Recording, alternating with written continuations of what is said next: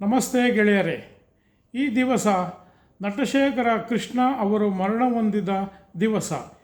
15 November 2022ರಂದು ಇವರು ಮರಣ ಹೊಂದುತ್ತಾರೆ. ಇವರಿಗೆ 2 ಗಂಡು ಮಕ್ಕಳು, 3 ಜನ ಹೆಣ್ಣು ಮಕ್ಕಳು ಹಾಗೂ 2 ಪತ್ನಿಯರು ಇರುತ್ತಾರೆ. ಇವರಲ್ಲಿ ಒಬ್ಬ ಮಗ ಮಹೇಶ್ ಬಾಬು ಎಂಬುವರು ಚಿತ್ರರಂಗದಲ್ಲಿ ಇರುತ್ತಾರೆ ಹಾಗೂ ಇವರು 350 ಚಿತ್ರಗಳಲ್ಲಿ ನಟಿಸಿರುತ್ತಾರೆ. ಇವರ ಮೊದಲನೇ ಚಿತ್ರ ತೇನೆ ಮನಸ್ಸುಲು ಎಂಬ ಚಿತ್ರ. ತದನಂತರ 3ನೇ ಚಿತ್ರದಲ್ಲಿ ನಟಿಸುತ್ತಾರೆ. ಈ ಚಿತ್ರದ ಹೆಸರು ಗೂಢಚಾರಿ 116. ಇದು ಬಹಳ ಯಶಸ್ವಿಯಾಗಿ ಆಂಧ್ರ ಪ್ರದೇಶದಲ್ಲಿ ಪ್ರದರ್ಶನಗೊಳ್ಳುತ್ತದೆ. ನಂತರದಲ್ಲಿ ಇವರು 100ನೇ ಚಿತ್ರವಾಗಿ ಅಲ್ಲೂರಿ ಸೀತಾರಾಮರಾಜು ಎಂಬ ಚಾರಿತ್ರಿಕ ಚಿತ್ರವನ್ನು ತಯಾರು ಮಾಡುತ್ತಾರೆ. ಇದು ಬಹಳ ಯಶಸ್ವಿಯಾಗುತ್ತದೆ. ಮುಂದೆ ಇವರು 200ನೇ ಚಿತ್ರದಲ್ಲಿ ನಟಿಸುತ್ತಾರೆ. ಅದು ಈ ನಾಡು ಎಂಬ ಸಾಮಾಜಿಕ ಹೋರಾಟದ ಚಿತ್ರ. ತದನಂತರ ಇವರು ಸಿಂಹಾಸನವೆಂಬ ಒಂದು ತೆಲುಗು ಚಿತ್ರವನ್ನು ತಯಾರಿಸುತ್ತಾರೆ.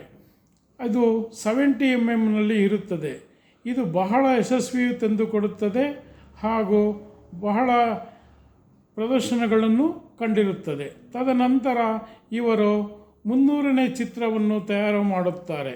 ಅದು ತೆಲುಗು ವೀರ ಲೇವರ ಎಂಬ ಚಿತ್ರ. ಇದು ಬಹಳವಾಗಿ ಪ್ರದರ್ಶನ ಕಂಡು ಇವರಿಗೆ ಬಹಳ ಹೆಸರುವಾಸಿ ಮಾಡಿಕೊಡುತ್ತದೆ.